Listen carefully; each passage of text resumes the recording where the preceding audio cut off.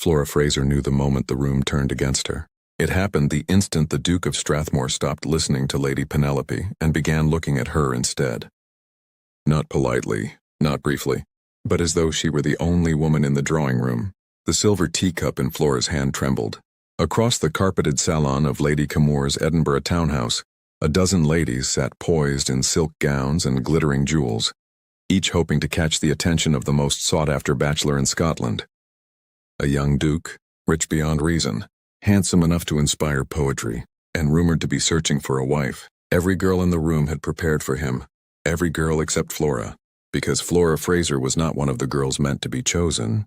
She stood near the tall window, half hidden by the folds of heavy green velvet curtains, performing the quiet tasks her aunt always assigned when company arrived, adjusting flowers, refilling cups, ensuring the proper ladies appeared effortless.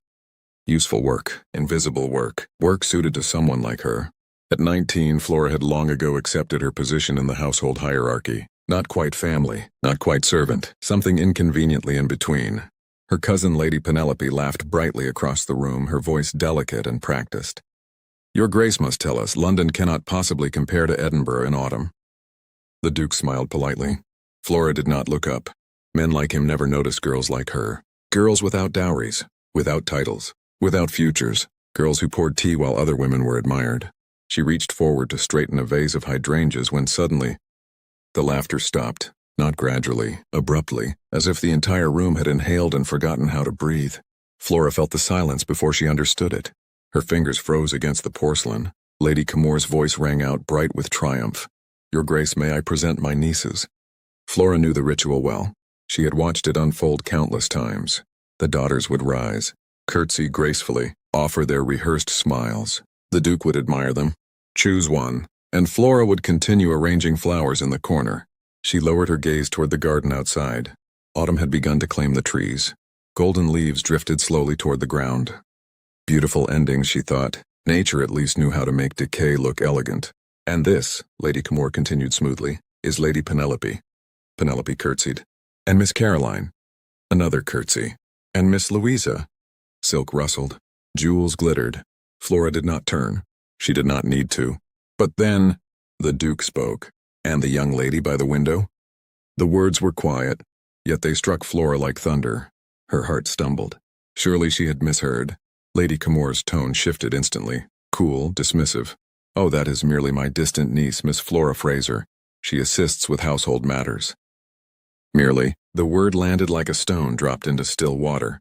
Flora's hands tightened around the curtain fabric. Merely Flora, merely useful, merely present. Nothing new, nothing unexpected. She told herself it did not hurt. It should not hurt anymore. "I see," the Duke said. Flora waited for the familiar conclusion. He would turn away, return to her cousins, continue the polite performance. But instead, footsteps crossed the room, not wandering, intentional. Closer, closer, until the air behind her seemed to warm. "Miss Fraser." The voice came from directly beside her. Flora's breath caught.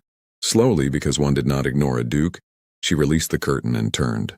He was taller than she expected, broad-shouldered beneath a perfectly tailored dark coat. Chestnut hair brushed slightly out of place as if he had walked through wind rather than corridors. But it was his eyes that unsettled her. Blue, clear, focused entirely on her.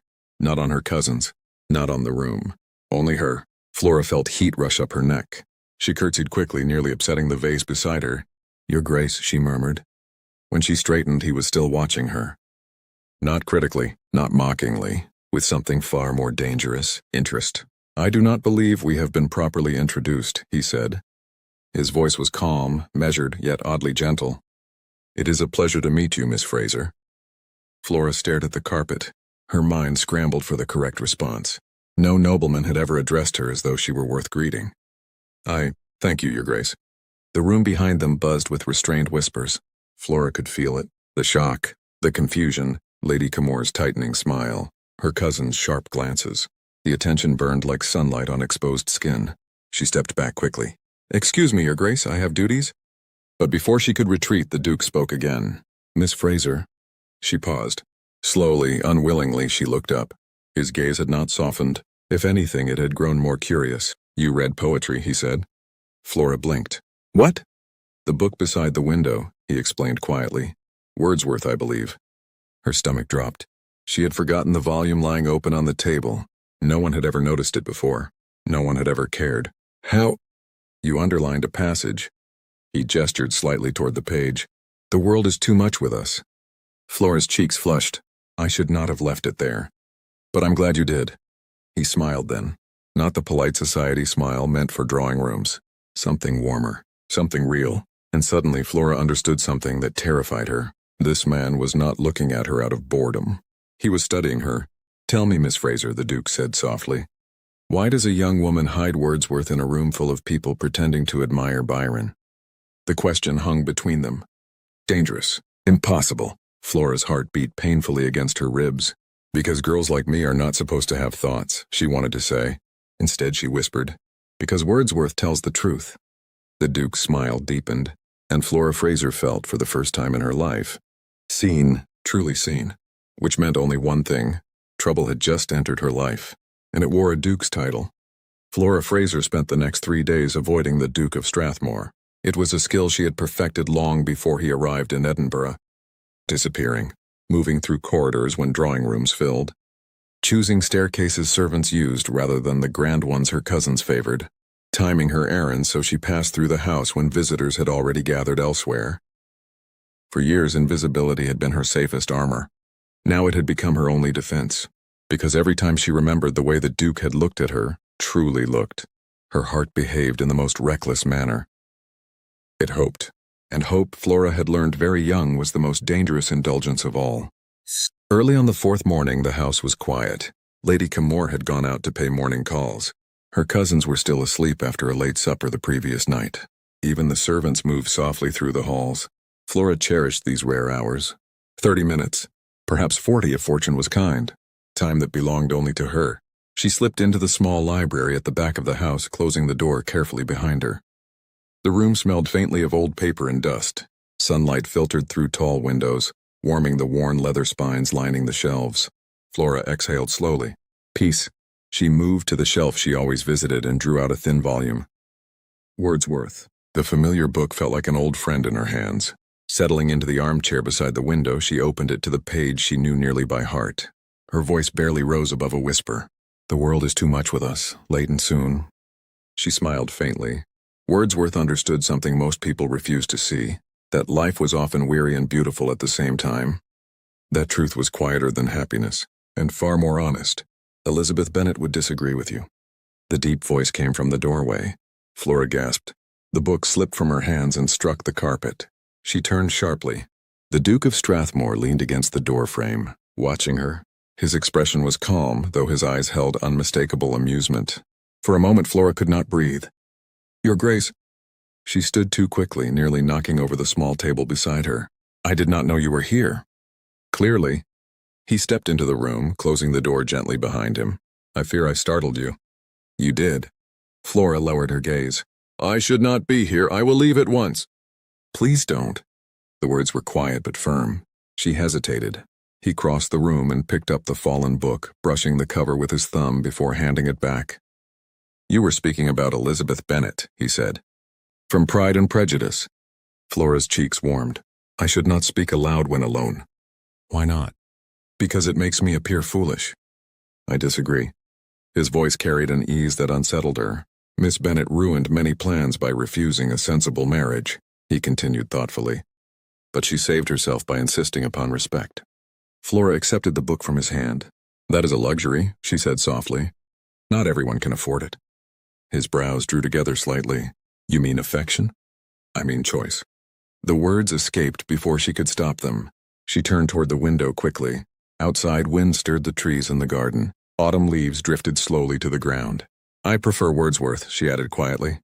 Jane Austen writes of happy endings. And Wordsworth? Tells the truth? A long pause filled the room. Then the Duke asked, and what truth is that? Flora's fingers tightened around the book. That the world rarely rewards people for being ordinary. His gaze sharpened. You do not appear ordinary to me. She laughed softly. The sound carried no humor. That is because you have spoken to me twice. Silence returned. Heavy this time. Flora realized suddenly how improper this situation was. A young woman alone with a duke. If anyone saw, I should go, Your Grace. She stepped toward the door. but his voice stopped her again. "Miss Fraser." She turned reluctantly. "Were you avoiding me these past few days?" The directness startled her. Flora held the book tightly against her chest. "I avoid many things in this house," she said carefully, "and I have learned it is safest not to attract attention." "Why?" "Because attention fades." Her eyes met his then. Clear, steady, and when it does, it often leaves consequences behind. Something in his expression changed. Not amusement now, understanding. "You believe my interest is temporary." "I believe you are a duke, and you are a woman worth speaking to." Flora felt her heart betray her with a painful thud. "You must not say things like that." "Why?" "Because they are unkind." The word startled even her.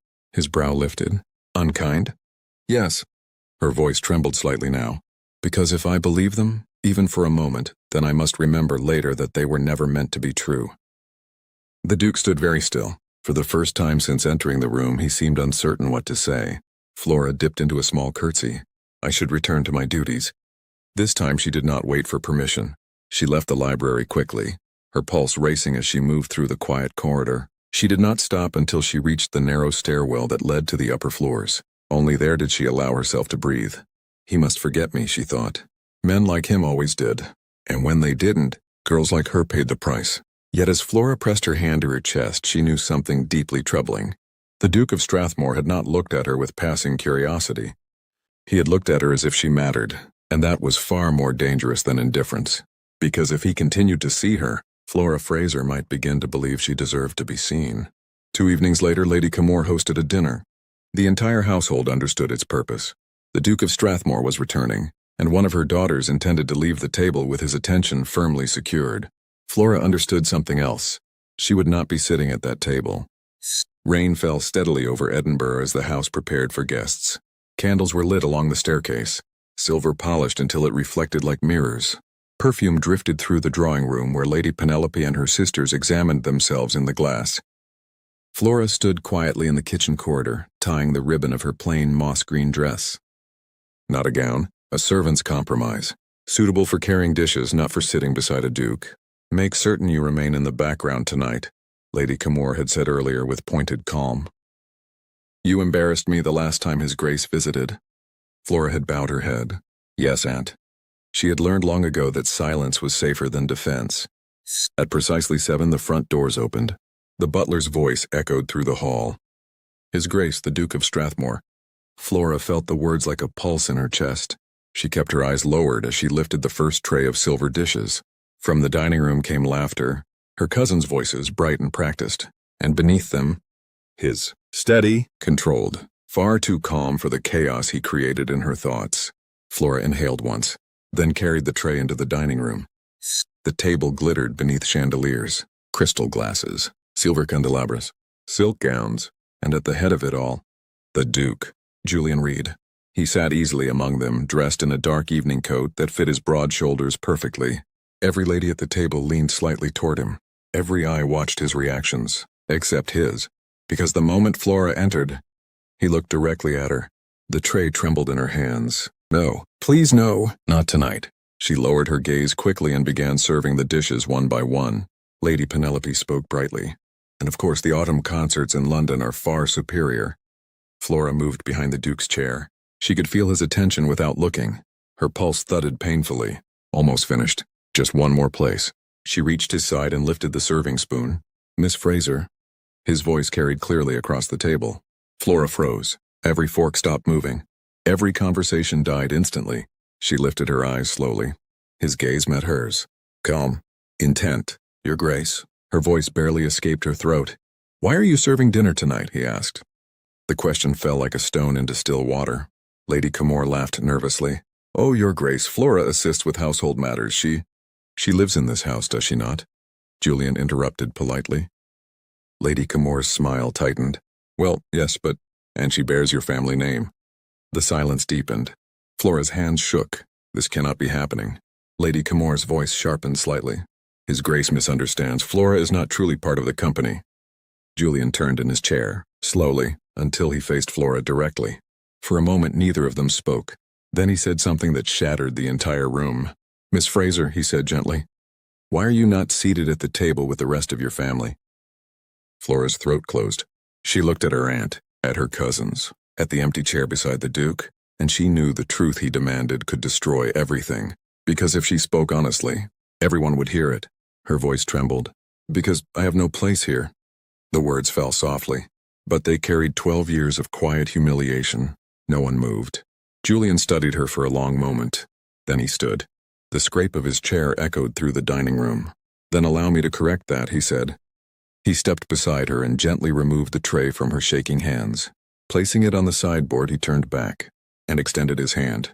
Miss Fraser, the Duke said quietly, would you care to join me for dinner? Gasps rippled around the table. Lady Camor went pale. Her daughter stared in disbelief. Flora felt the world tilt beneath her feet, because accepting that hand meant something far more dangerous than embarrassment. It meant being seen, truly, publicly.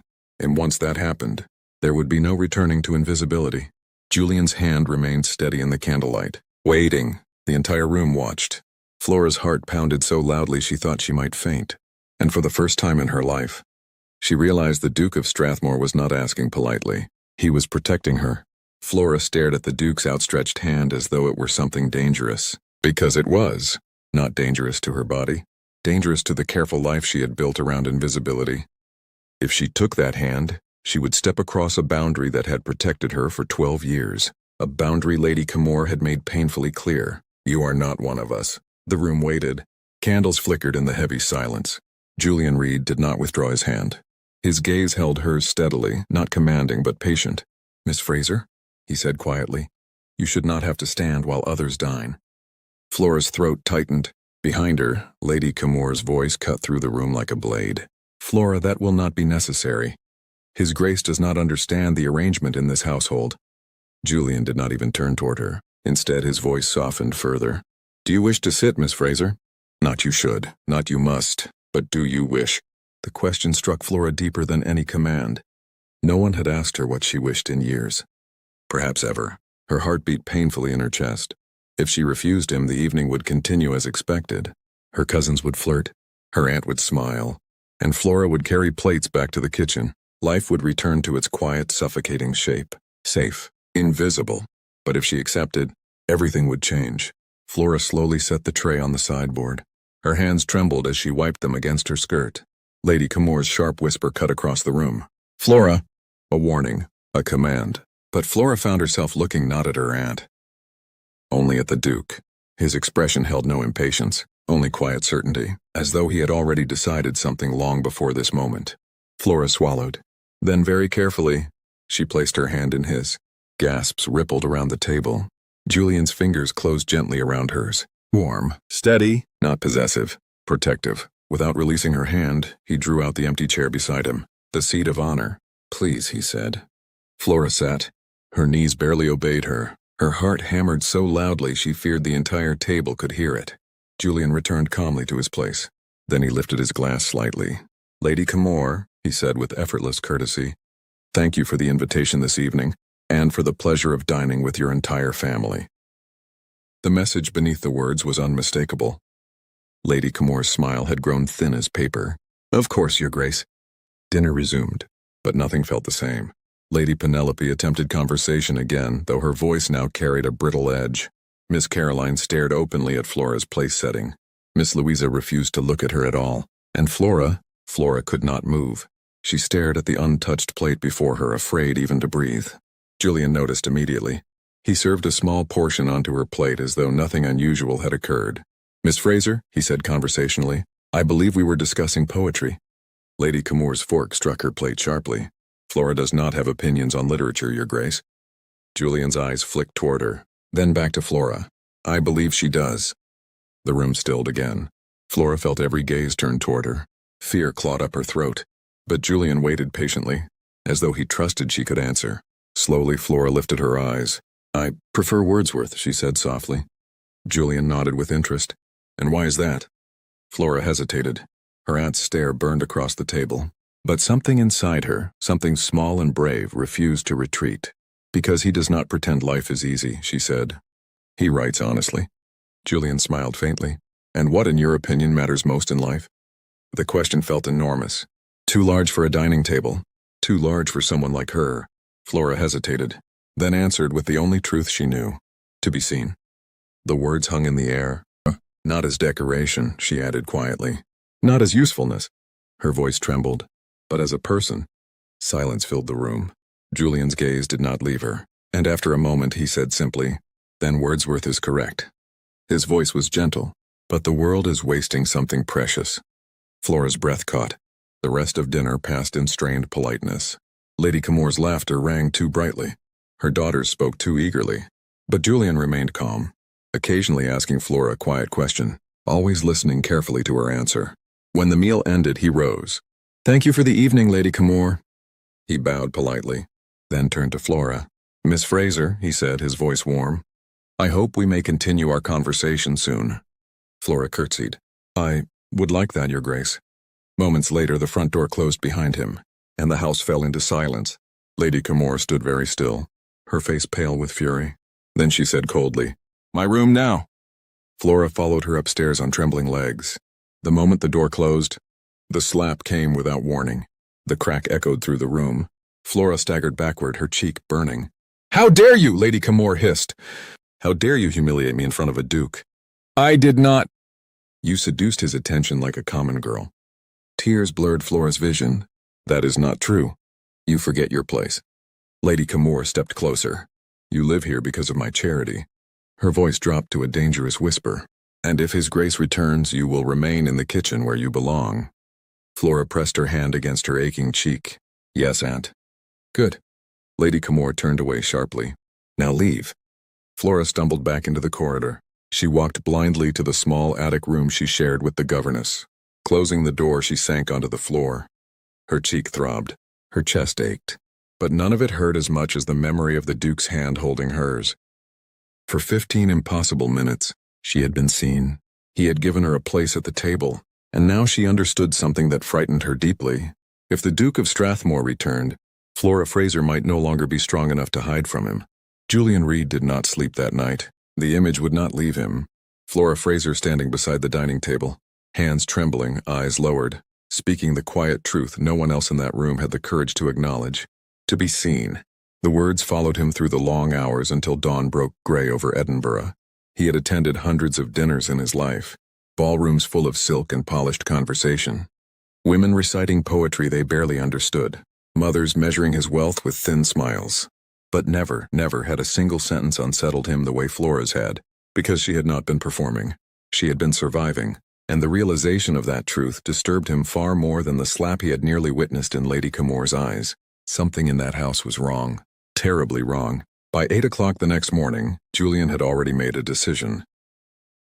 The Camore residents had not expected a visitor so early. The butler nearly dropped the door handle when Julian's carriage arrived. "Your Grace!" "I hope I am not intruding," Julian said calmly. "Lady Camore is receiving visitors this morning, I presume?" The man hesitated. "Well, my lady did not expect—" "I shall not keep her long."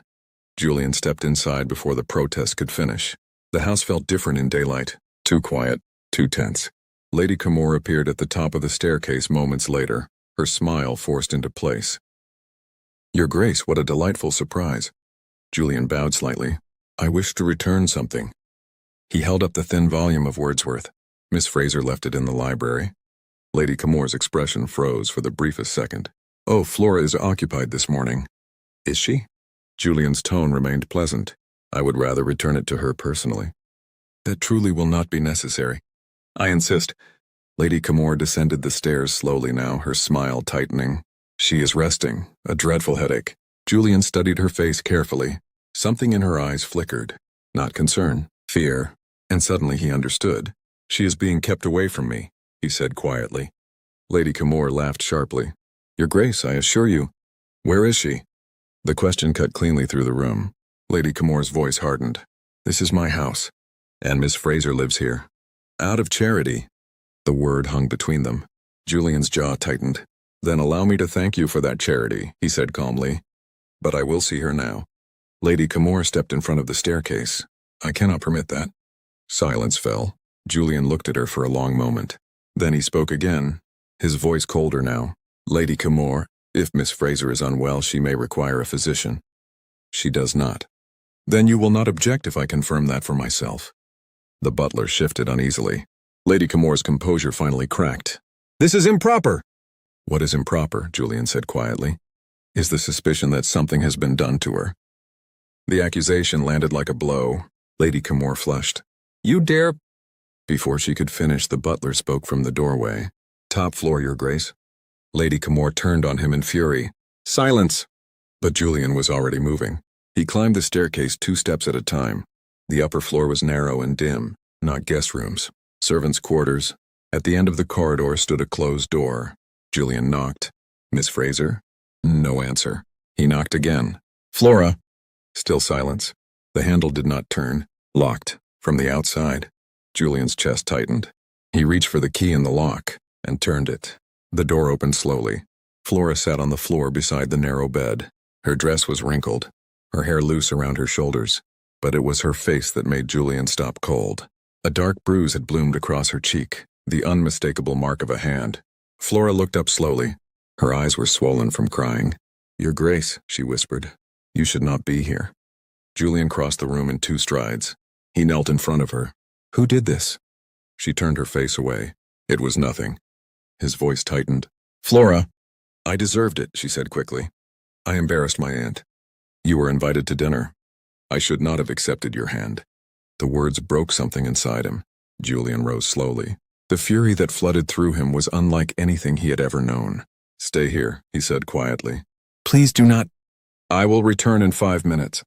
Flora grabbed his sleeve. "Your Grace, please, do not make this worse." But Julian had already turned. He descended the stairs with dangerous calm. Lady Camore waited in the hall below. "Well?" she demanded. Julian stopped directly in front of her. "You struck her." Her lips parted. "Family discipline is not your concern. You locked her in a servant's room. She lives here out of charity." Julian's voice dropped dangerously low. "Charity does not include imprisonment."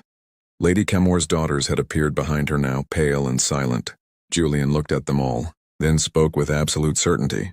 "Miss Fraser will not remain in this house another hour." Lady Camore scoffed. "And where will she go?" Julian's gaze hardened. "With me." The words landed like thunder. "She will have respectable lodging and protection." Lady Camore's face twisted. "You cannot be serious." Julian did not hesitate. "If that is not acceptable," he said calmly, "then there is another solution." The room held its breath. Julian's next words were clear. "I will marry her." Lady Camore stared at him in stunned silence, but Julian had already turned back toward the staircase, because for the first time in his life, he had stopped behaving like a sensible duke and started behaving like a man who had chosen someone worth fighting for. Flora stood when Julian returned. She had not meant to. Her legs simply moved the moment she heard his footsteps in the corridor. The door opened. His expression alone told her something irreversible had happened. "Your Grace," she began softly. Julian stepped inside and closed the door behind him. "Flora," he said quietly, "you will not remain in this house." Her heart dropped. "No." The word escaped her before she could stop it. He frowned slightly. "No, you cannot do this," she said quickly. "You must not." Julian crossed the small room until he stood only a few feet away. "You heard what happened downstairs?" "Yes," Flora whispered, because she had. Every word, every shocked gasp, the promise that still rang through her ears. "I will marry her." Her hands trembled. "You spoke in anger." "I spoke in truth." "That cannot be truth." Flora shook her head desperately. "You are a duke, and you are Flora. That is precisely the problem." He studied her quietly. "You believe your birth makes you unworthy." "I believe reality exists," she said, voice tightening. "You could have any woman in London." "I do not want any woman in London." "That is because you do not know me." "I know enough." Her breath caught. "No, you know 2 conversations and a bruise on my cheek." Julian's jaw tightened. "That is already too much, but not enough to marry me." Silence stretched between them. Flora forced herself to continue. "You are acting out of anger," she said. "Or pity." "Neither." "Then what?" Julian hesitated for the first time, because the answer frightened him too. "I cannot leave you here," he said finally. "That is not the same as wanting me." His eyes lifted to hers. "Is it not?" Flora swallowed hard. "Your Grace, if you marry me, you will lose things. Perhaps. Your family may turn against you. Possibly. Society will whisper. They already whisper." She shook her head. "You do not understand what it means to marry beneath your rank." Julian stepped closer. I understand exactly what it means. It means doors will close. Then they were not worth entering. It means people will mock you. Let them. It means your life will change. His voice softened. It already has. Flora felt tears burning behind her eyes. You barely know me. I know how you speak when you forget to hide. He stepped closer still. I know the way you defend truth even when it hurts you. Flora's breath faltered. And I know, he added quietly, that when I saw that mark on your face, I felt something I cannot ignore. What? Julian's voice dropped. Rage. The word hung heavy in the air. Not because my pride was insulted, he continued, but because someone dared harm a woman whose only crime was existing where she was not wanted. Flora closed her eyes. You deserve better than this house, he said softly. Everyone deserves better. No. She shook her head again. Not everyone receives it. Julian reached out slowly. His fingers lifted her chin just enough that she had to meet his gaze. Then perhaps, he said, it is time someone did. Flora's heart hammered painfully. You are offering me charity. I am offering you a choice. A choice? She repeated weakly. Yes. He released her chin and stepped back. If you do not wish to marry me, I will arrange a home for you. Respectable. Independent. Her eyes widened. You would do that? Yes. Why? Because you deserve freedom. The room fell quiet. Flora stared at him as if seeing him clearly for the first time. You would not force this marriage? Never. Even after what you told them downstairs? Julian gave a small smile. I said what I was prepared to do. And if I refuse? Then you will still leave this house today. Her chest tightened. He meant it. Every word. I do not understand you, she whispered. That makes two of us. For a long moment neither spoke. Then Flora asked the question she feared most. Why me? Julian answered without hesitation. Because when you speak, I listen. She blinked. No one has said that before. Then they were fools. Flora laughed softly through her tears. You are a strange duke. Possibly. He extended his hand. Come with me, Flora. Her gaze dropped to his hand. The same hand he had offered across the dinner table. The same hand that had changed everything. If she took it now, her life would never return to the quiet invisibility she once knew. Fear surged through her chest. But beneath it, something stronger stirred. Hope. Flora placed her hand in his. All right, she whispered. I will come. Relief flickered across Julian's face. Together they left the small room. Together they descended the staircase. Lady Camor stood waiting in the hall. You will regret this, she hissed. Julian did not even slow his stride. Flora did not look back, because for the first time in 19 years, she was walking toward a future she had chosen, even if she did not yet believe she deserved. 3 weeks later, the scandal had reached London. Letters arrived daily, some polite, some furious, some written with the careful language of people attempting to disguise outrage as concern. Julian read every one of them. Then he folded them neatly and set them aside. None of them changed his decision. The morning of the wedding arrived cold and bright. Edinburgh wore the quiet dignity of early winter. Frost silvered the gardens outside Julian's townhouse, and pale sunlight slipped through the tall windows of the small chapel where the ceremony would take place. It was not a grand wedding. No orchestra, no ballroom, no crowd of aristocrats waiting to witness society's newest Duchess. Only a handful of people stood inside the chapel. Mrs. Dawson, 2 quiet witnesses, and the clergyman who had asked Julian the same question 3 separate times that morning. You are certain, Your Grace? Julian had answered the same way each time. Yes. Flora stood beside the altar. Her hands trembled inside her gloves. The gown she wore was simple, ivory silk, modestly cut, with lace at the sleeves. Not the elaborate creation a duchess would normally wear. But Flora had chosen it herself. The dress of a woman who still felt astonished by the life unfolding around her. 3 weeks. That was all it had taken to transform everything she believed about her future. 3 weeks since she had walked out of Lady Camor's house with nothing but the clothes she wore. 3 weeks since Julian Reed had placed the impossible choice before her. And still, some mornings Flora woke afraid it had all been a dream. The chapel door opened softly. Julian entered. He wore a dark coat, his expression calm. But when his eyes found her, something warmer appeared in his gaze. The clergyman cleared his throat. We may begin. Flora's pulse thundered in her ears as Julian took his place beside her. For a moment neither spoke. Then quietly, so only she could hear, he said, You look frightened. I am. Good. Her eyes lifted to his in surprise. Good? Yes. A faint smile touched his mouth. I'm terrified as well. Flora's breath caught. Why? Because this matters. The simple honesty steadied her more than any reassurance could have. The ceremony began. The words echoed gently through the small chapel. Promises, vows, questions asked in careful, solemn tones. When the clergyman finally turned to Flora, her heart nearly stopped. Do you take this man? She glanced at Julian. Not the Duke, not the title, just the man who had chosen to see her when no one else had. Yes, she said softly. The word felt both fragile and powerful at once. Then the clergyman turned to Julian. And do you take this woman? Julian did not hesitate. I do. The ring slid onto Flora's finger. Simple gold, warm against her skin. When the clergyman pronounced them husband and wife, Julian leaned closer and murmured something that made her laugh softly despite herself. Well, Miss Fraser, he said, you finally have your ball. Tears blurred her vision, because he remembered the foolish sentence she had spoken in the library weeks ago. Lizzie Bennet at least had a ball in which to ruin her life. Flora wiped her tears and smiled. I suppose I do. The weeks that followed were not easy. Some invitations vanished. A few friends grew distant.